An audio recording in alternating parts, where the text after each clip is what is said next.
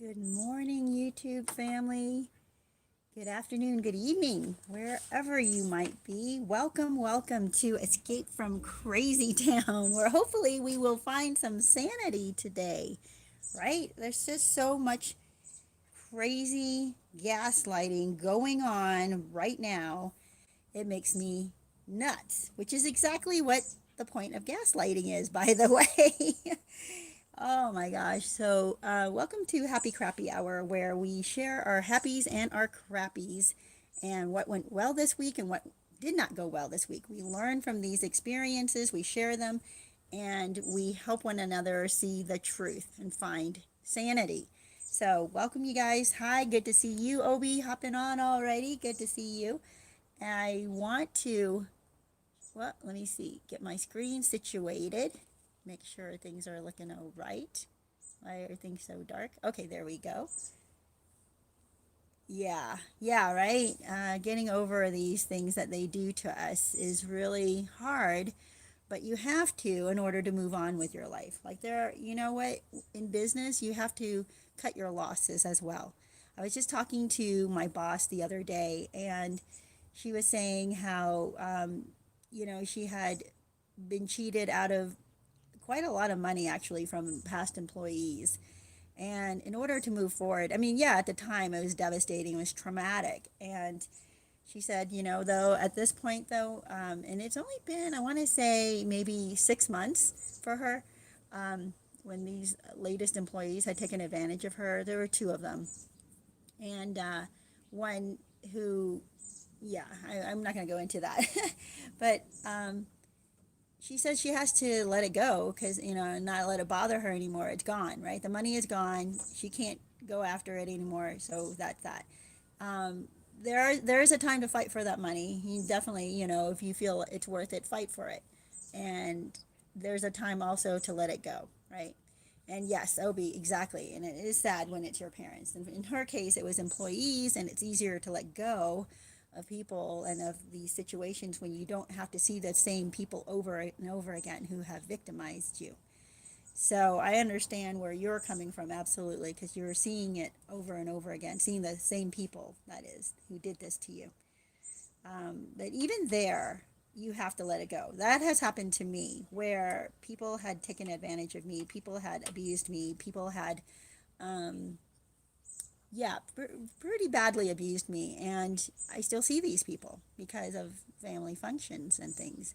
I still have them not like as an intricate part of my life. No way, right? No heck, no way in heck would I do that.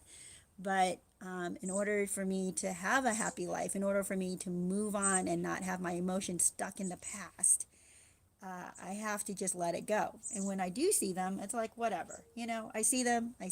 And we even sometimes have a pleasant time together because we just talk about surfacey stuff. And I'm fine with that. You know what?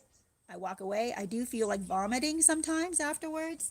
I do sometimes feel like, very angry that they don't apologize, that they won't acknowledge what they did, that they act like everything, nothing ever happened, right?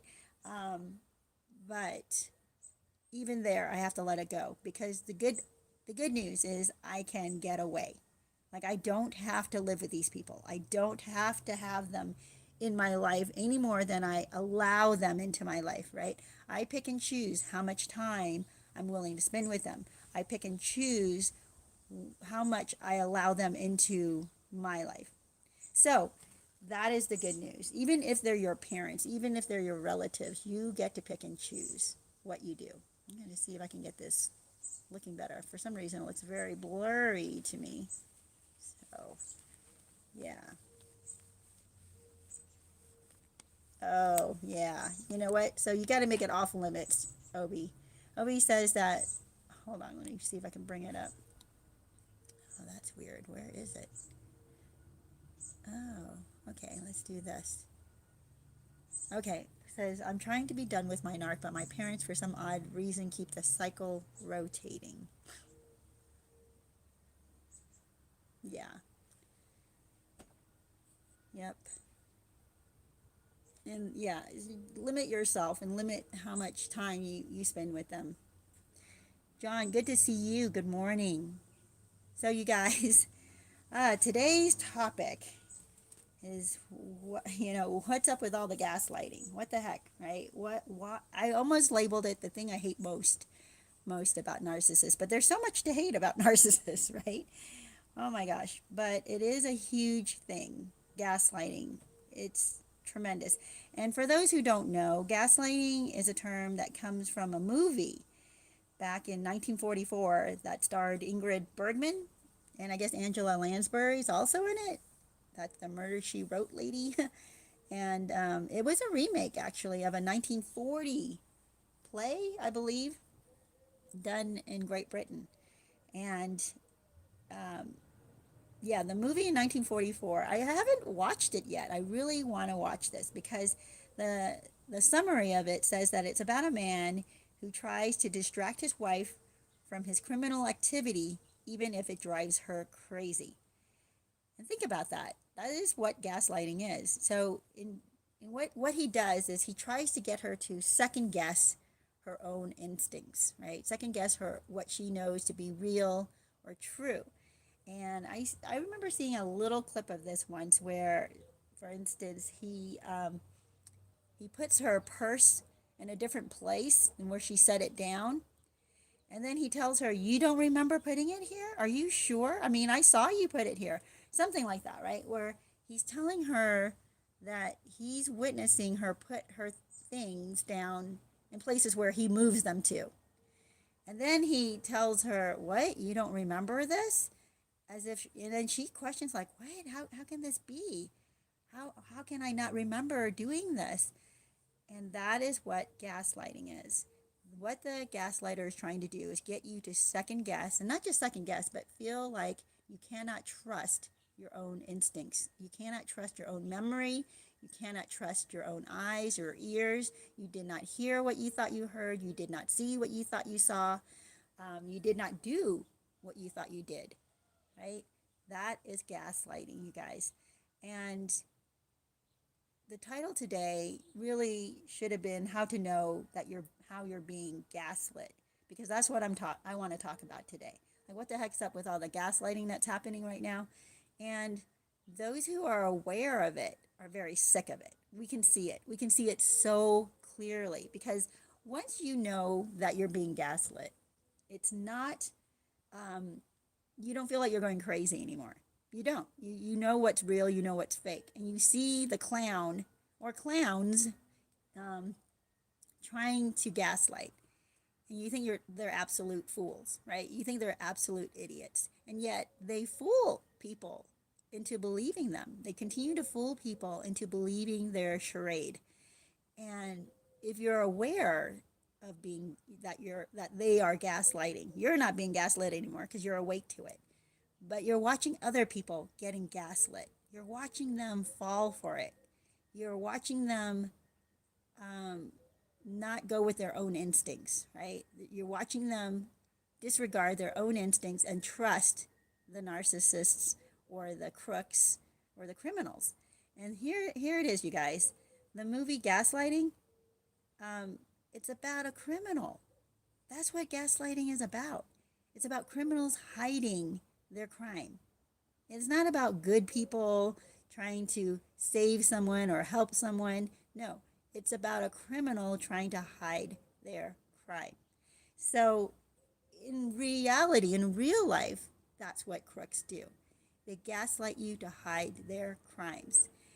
If there's a narcissist in your life who's cheating on you, it may not be a crime that's prosecuted in a court of law, but it's it's it's a cheating or it's a stealing. It's a personal injury that they're trying to hide from you, right? If they're cheating on you, they're going to try to hide that from you.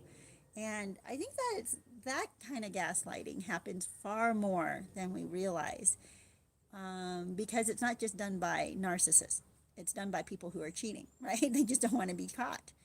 Uh, so if you're in a relationship and someone's cheating, they're not going to admit, "Oh yeah, you caught me, you got it."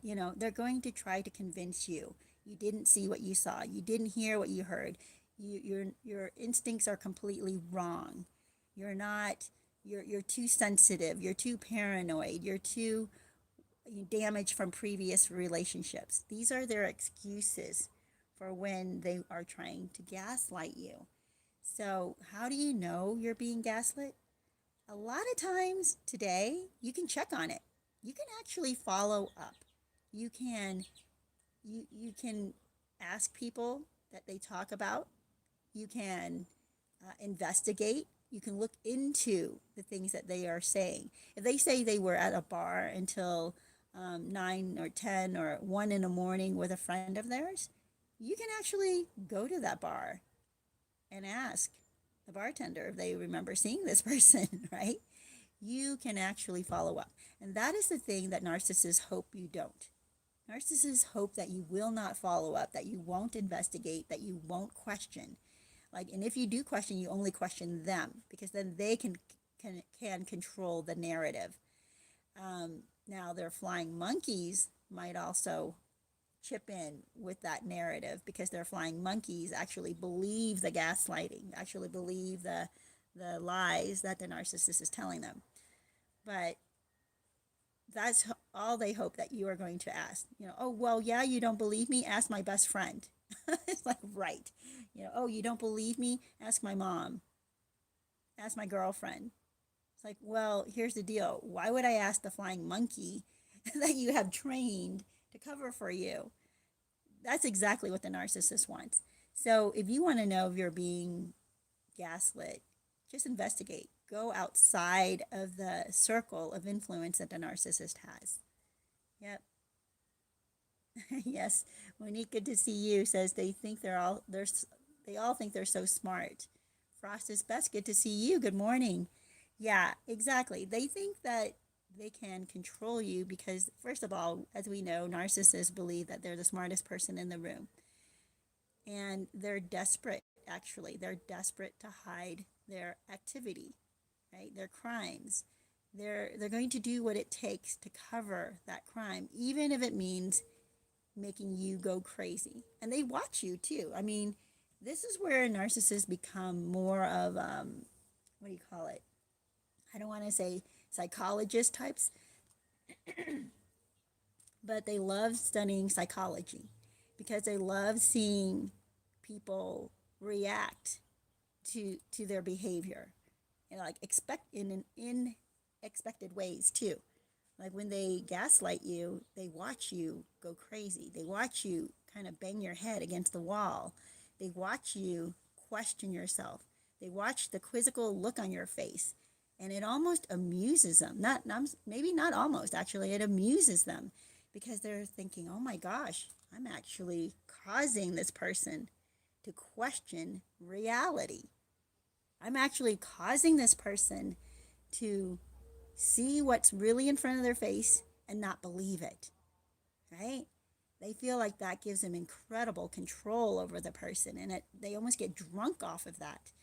It gives them a sense of power, right? An influence, control over people, and it makes them feel almost like a god. That's why they see themselves so highly. They think that they're working outside of the picture and controlling with strings, right? They're controlling you. Yes. Oh my gosh, Hobie. I, this is what I like to call them too. They are clowns. Yeah. Yeah. I'm sorry, you guys. Just reading the comments. Monique says, I just choose to smile. Yeah. When we know we're being gaslit, we just sit back. We don't react to them. And that actually drives them crazy. Okay. Their tactics, after they realize they're not able to gaslight you, or they're going to keep trying, of course, because they think you're a fool. They think everybody else is a fool and has a breaking point that's much lower than their breaking point. So they think they're going to be able to manipulate you eventually into believing everything they say. So they're going to trot out guilt. They're going to trot out shame. They're going to trot out your sense of sympathy, right? They're going to try to manipulate you in any way they can to trust them. Because how dare you don't trust them? That really hurts their feelings if you don't trust them. And they'll trot out their victim stories of how other people have hurt them with trust, or and not trusted them, not believed them when they were the victim. And so they'll try to make you out to be just like the perpetrators that hurt them before in their past, and you should trust them blindly because why would they lie to you? So they do all these crazy mental gymnastics to cover their crime, to cover their activity. Yes. Obi, that's excellent. Obi says, when they play that game, I remind them I'm not stupid. But the thing is, it just bounces off of them. They're like, the fact that you even tell them I'm not stupid actually might affect them a little bit, but then they want to. The more you engage with them, the more they feel like, okay, I've got a grasp on you. You know how salesmen work? They know that if they can get you to talk to them, even to resist them, then they can engage you. They can pull you in and try to convince you and use all their tactics and manipulations to turn you in the other direction. So, yeah, tell them you're not stupid and then stand back, right? Yes, exactly. Obi says they switched the game to fit their needs. And it is all a game to them. It's a complete game of manipulation and control. So, gaslighting, though, is so effective for them. And why? Why is it so effective? It's almost more effective than guilt and shame, and playing on your sympathies.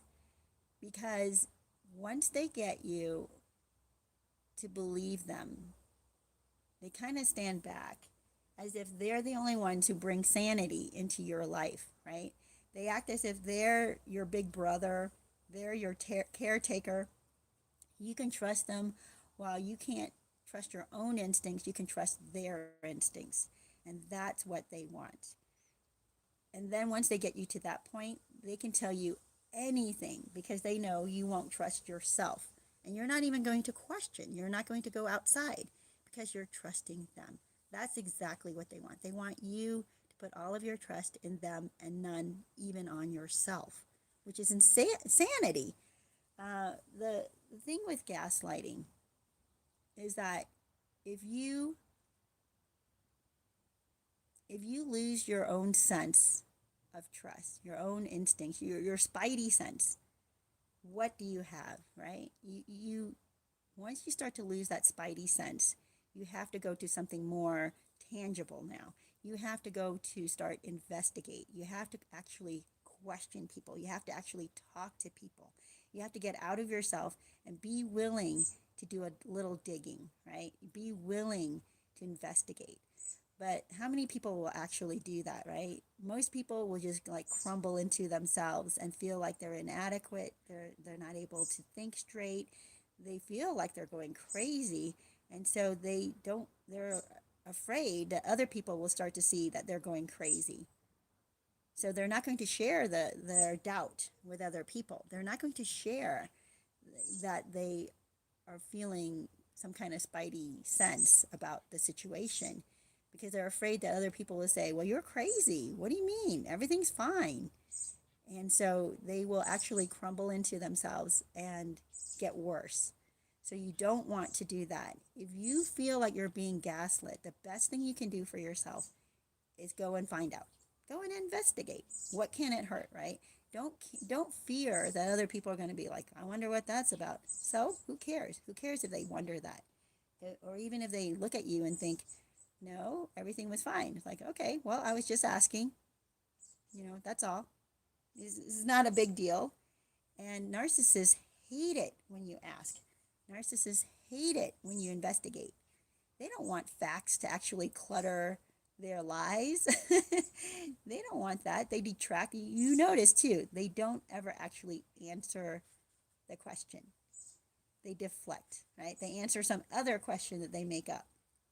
And you think that they somehow answered you. Narcissists will not actually tell the truth because and in not telling the truth, they're either going to deflect or they're going to flat out lie to you. And if they flat out lie to you, you can check on that. You can actually look into that. And if they deflect the question by answering some other question you didn't ask, that already tells you right there that something is up. That's why your spidey senses go up. That's why you start to think or feel like, what, why am I not feeling comfortable with this, right? Why is this not satisfying my curiosity? When you're feeling that your questions are not being answered, go find the answer, right?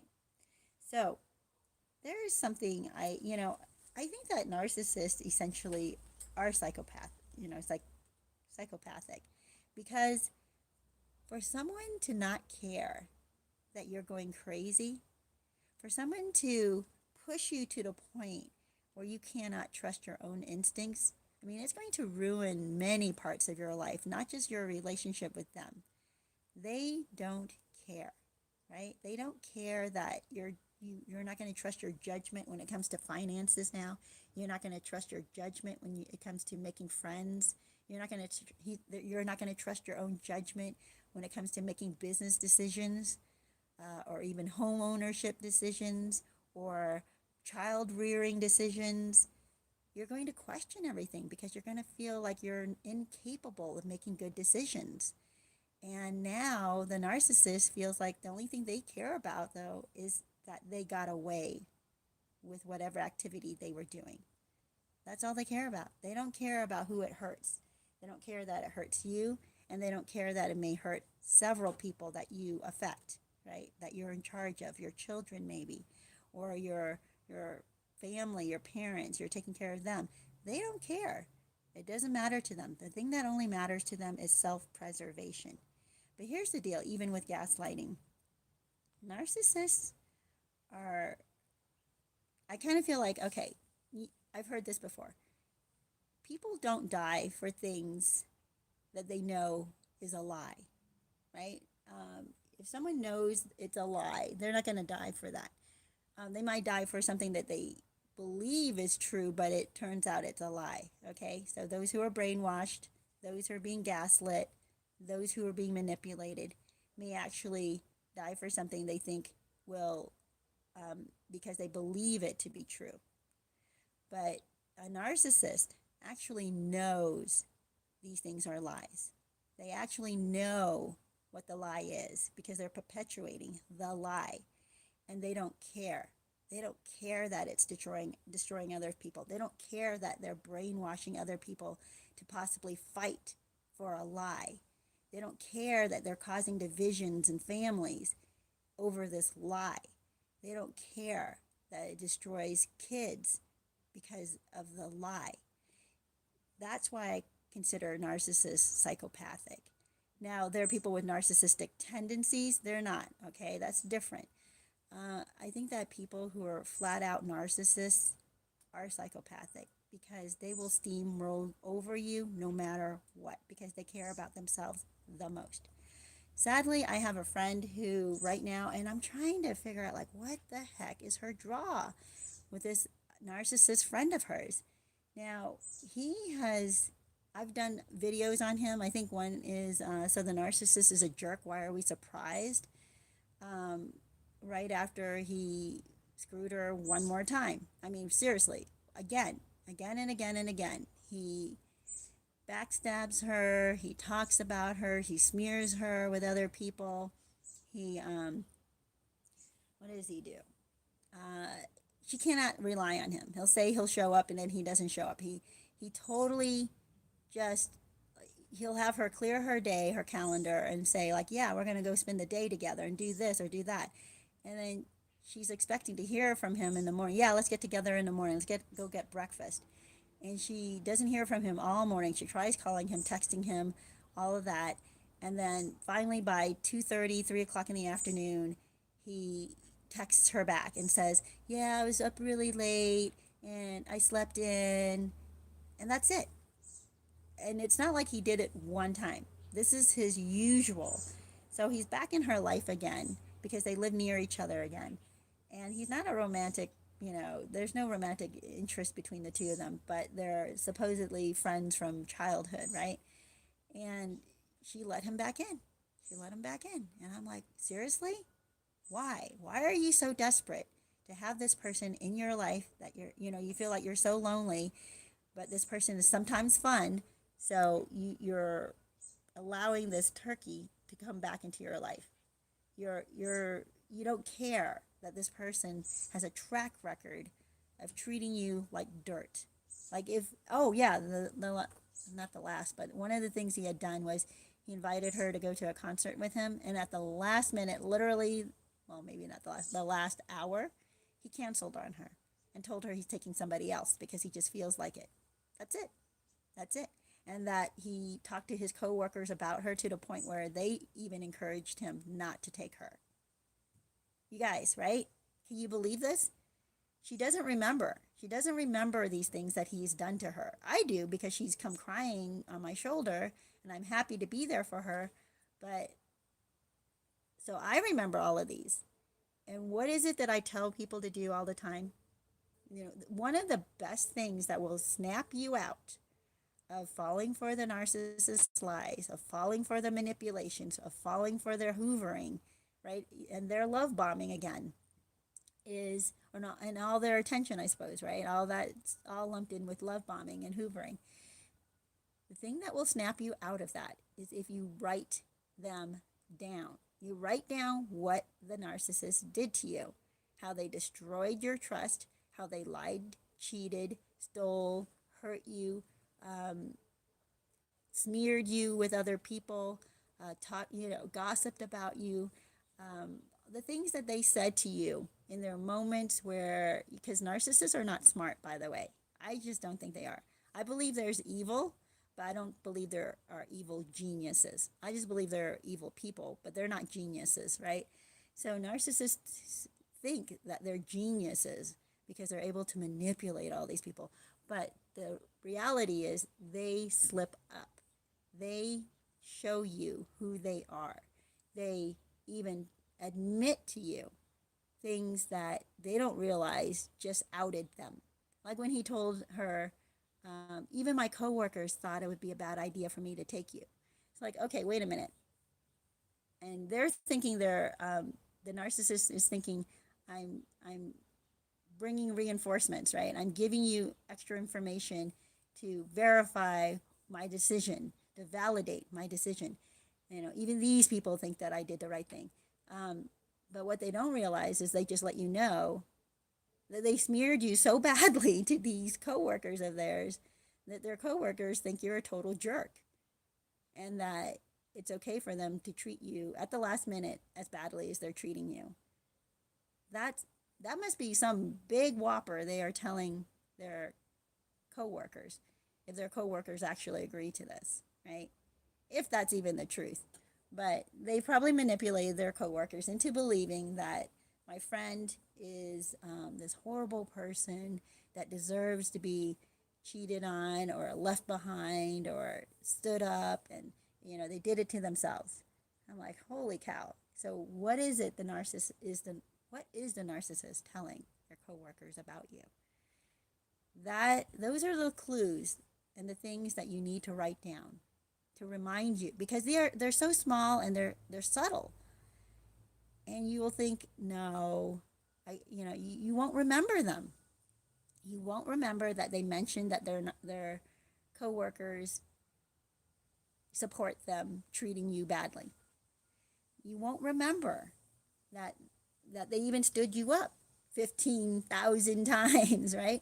Write it down. Write it down with the date and what they stood you up for. Because what we tend to do is forgive and forget, right? In order to move forward, we tend to forgive and forget. And it's fine to forgive and it's fine to forget. But here's the deal. Write it down. Write it down so that when this person or this instance or this situation comes up again, you can go back into your journal that you've been keeping about the narcissist and review the dates, review when things happened. jog your memory.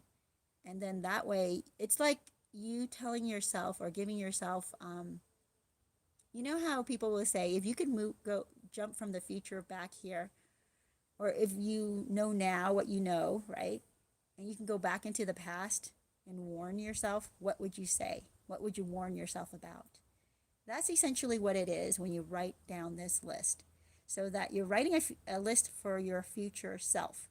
So that when your future self encounters this narcissist again, and you've forgotten what has happened, your future self will look at this and go, oh my gosh, yes, yes, I now remember all this stuff. And it won't hurt you anymore. That's the beauty of it. Oh, I want to get into that, you guys. Writing this down isn't to hold on to it and remind yourself daily of the pain and the horrible things that happened to you. It's to be opened up only when you're tempted to go back to the narcissist. And only then. And there may be a period of time for like maybe 3, 4, maybe 12 months where you feel like going back to the narcissist. And during that time, at the beginning of the separation, at the beginning of the discard, you may have to review that list over and over again. But once you review that list, it's like a sobering slap in the face, a sobering ice bucket of water that wakes you up from this daydream that you're having about the narcissist. And once you look at that list and you wake up and you get away from the narcissist and all their hoovering doesn't work and they're far from you now, say a year, 2 years later, they come back into your life and you're like, oh, for some reason you still feel that connection to them because remember, you've developed oxytocin and all these serotonin. You've developed these hormonal reactions to the narcissist from your bond. It's like a trauma bond, but it's also a pleasurable bond, even though it had hurt you. You're going to remember good feelings when they come back into your life. Well, what happens after just 1 or 2 years? You're still sensitive to this, but you're going to need to have your memory jogged. So you open your book or you open your little notebook, journal, or whatever. You might have kept a piece of paper that's been laminated, right? And kept someplace very safe and obvious so that you know where to go, like your underwear drawer or something, right? It lines your underwear drawer. So you pull it out and you look at the list. You're like, oh my gosh, that's right. What the heck? I'm not going to go back to that. And it shuts down that serotonin, the I'm sorry, all the good feeling, good hormones, right? That are being oxytocin, all that good stuff that's being developed inside of you. It stops the production of that right away. And you don't have the trauma bond anymore. You don't have that Stockholm syndrome of sympathy for them anymore. You're going to see them for who they really are. And that's how you break the gaslighting. That's how you break the control that they have over you. Make that list. Something was occurring to me when I was saying that. I'm trying to remember what it was. Well, I guess it'll come back to me later.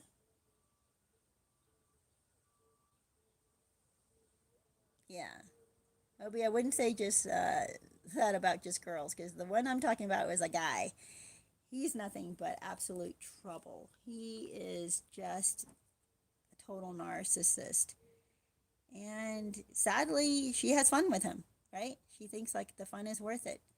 Well, you guys, when you play with the devil, you're going to get burned, right? If you, yeah, that's what happens. People think, a lot of times the supply or people, they tend to get lonely and they'll allow anybody back into their life, including the narcissist, because the narcissist is willing to be the person to show up because, by the way, nobody is wanting the narcissist around.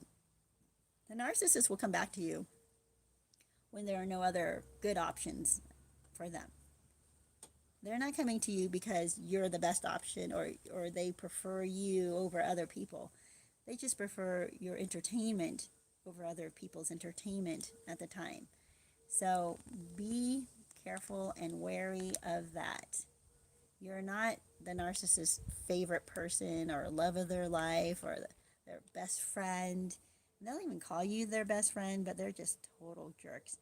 One of the things you do have to get rid of, by the way, are the nostalgic things that you've kept with the narcissist, like, tickets to the state fair, or brochures to the getaway you guys had gone to once before, or pictures of you guys actually laughing on a jet ski, or whatever it might have been, right?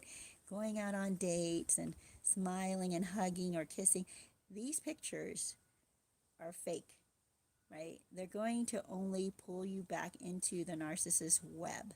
So those things you may want to bury and never ever look at until you're ready to, you may even want to burn them, honestly. If the narcissist had been that bad of a jerk to you, go ahead and burn them. But I understand people who want to keep things for until they're old, old, and they want to look back. I get it. Here's the deal. Oh, this is the thing I wanted to talk to you guys about. So you make this list of all the horrible things they had done, right? And one day you're going to be able to conjure up that list in your mind without referring to it, without looking at it physically. One day you're going to be able to not even feel a cringe of anything when you look at that list. You just think, wow, what a jerk. And then you move on. At the beginning of this happy crappy hour, I talked about my boss who had to let go of the hurt feelings of being cheated and robbed, taken advantage of by a couple of her employees. I wanted to say that she's at the point now where it doesn't bother her. Like seeing them, hearing about them, it doesn't bother her. Actually, what she's hearing about them validates what they had, what she thought of them, that they had taken advantage of her. And so in a way, I guess that helps her heal as well, hearing that they're having a hard time. But she doesn't look back at the time when they robbed her or stole from her and hold this grudge and anger and resentment and just this dark cloud over her. She can't. She just won't. She just lets it go. She's like, fine, the money's gone, they're gone. It was an expensive lesson, but lesson learned, right? That's how you chalk it up. So one day you're going to be able to look at this list of all the things they did to you. You don't want to be reminded over and over again and feel bad about yourself. But one day you'll be able to think about the narcissist and go, wow, what a jerk. I can't believe I fell for that. And you'll forgive yourself. That is the biggest thing. You don't want to feel the shame and take that into your future self. You want to be able to just put them in the past and go, okay, that was a stupid lesson I had to learn. It was an expensive lesson emotionally. It was an expensive lesson financially. It was an expensive lesson maybe socially. You lost some friends along the way. But it's a lesson that you've learned, and now you can move forward. And that's all it is. Well, you guys, that is what you want to do when you're feeling like you're being gaslit. You want to investigate, and you want to be able to separate from them emotionally so they can't come back and gaslight and manipulate anymore.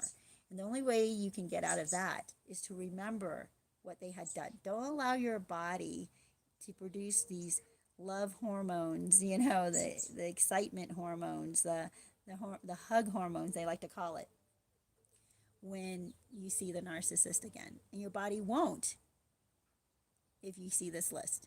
If you can bring this list to the forefront of your mind. Well, you guys, it sounds like the neighbor dogs are going at it. Process best. Oh, wow. Yeah. Process best says, oops, calling me out on that one. I have thousands of concert pictures, school, prom pictures, and more with my ex. I deleted over 1,000, but there's still a lot more. It's fine if you keep it. Just don't look at it. Keep it in a kind of box where you're not going to come across it. And if you're too tempted to look at it, then ask somebody else to hold on to that box for you. Don't, at the lowest part of your day, lowest part of your week or month, you're not going to want to be tempted to open this box and go through all those photos, right? You don't want to do that. So put it somewhere that you will not come across it regularly unless you go seeking it, okay? Or even stumble upon it. You don't want to keep it around where you're going to stumble upon this and it's going to conjure up, like these hormones and these feelings for the narcissist, and you're going to start romanticizing and fantasizing and feeling, these feelings for them again. And then you start opening up this gate for them to come back in and do more destruction. Well, you guys, let me see. I was going to mention too with the gaslighting that a lot of times we can recognize when they're gaslighting because they have double standards, right? They want you to believe one thing, but then they do something else. They tell you that, I have an example. Oh yeah, okay, so they expect you to do things perfectly. They tell you, like, what the heck, why aren't you, how many times do you have to do this in order to, hasn't it been like 3 times now? Why aren't you getting this straight? And then when they make a mistake after, doing something thousands of times, and they make a mistake, they're like, oh well, they'll say, clumsy thumbs, I'm just clumsy today. Oh, I forgot, my mind's been on other things. Okay, well, how come they don't think any of that when you mess up, right? The double standard, the hypocrisy is insane with narcissists. You watch them forgive themselves easily for doing the exact same things that you do, which they hold against you forever. Like the grudge they hold against you, and they'll bring up past history. Remember that time you wrecked the car? It's like, yeah, but I also remember time you wrecked the car. They won't let you get away with things from in the past, but they want you to forgive everything in their past. That's the insanity of the narcissist. That is part of their gaslighting.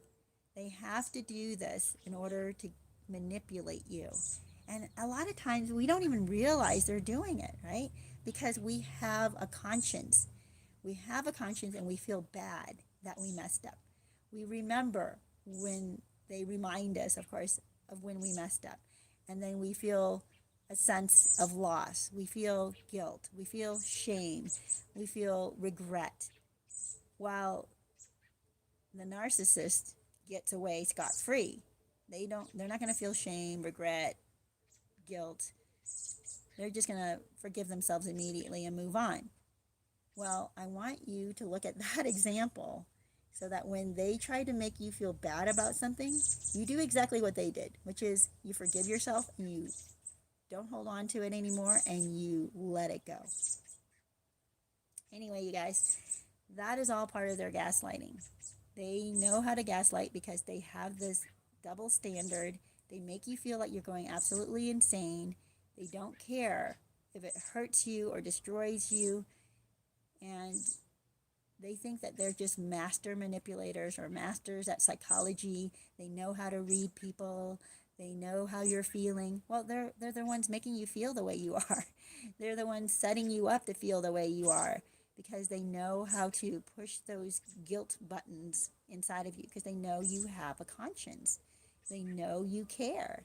They know you would care if you're hurting somebody. So don't allow yourself to be manipulated. Make those lists. Make sure that you're staying sober and aware. All right, you guys, I think I have covered what I wanted to about this. Oh, wow, really? Obi says, my doctor got mad at my mom for not teaching me this BS. For not teaching you the BS. I don't understand, Obi. Which BS? Like not teaching you how to discern things? All right. Well, maybe you'll explain in the comments. You guys, thank you so much for showing up. Thank you so much for contributing your input, your stories, your experiences. This is how we learn from each other. I'll be doing a happy crappy recap of this. And if you want the shorter version, or if you want to share the shorter version with other people who don't have as much time, I always think it's great to listen to the whole live stream because some stories come out that people can relate to, and it helps you to visualize. And anyway, so I hope that you're able to get something out of both of them, and I will see you next week. I hope you have a great week this week. Remember that you don't have to hold on to resentment. You don't have to distrust yourself. Start learning to trust yourself. Write things down. And you know what? Write things down about yourself as well. Like, write things down so that you remember things that you need to for yourself. Like, not about the narcissist, but just for yourself. Like, I did this today. I need to do that, something else tomorrow to follow up. Write that down so that you do follow up. I need to call this other person and follow up with them. Write it down. So you don't have to feel like you're going crazy. You don't have to feel like, wait a minute, did I remember that right? Did I recall that? So I guess journaling is a really good thing for people who are having a hard time trusting themselves again. Start journaling. Start writing it down. And you'll be able to go back and go, oh, yes, that did happen. I'm not going crazy. So you guys, take care of yourselves. Know that you are worth it. Forgive yourselves. And I will see you next week.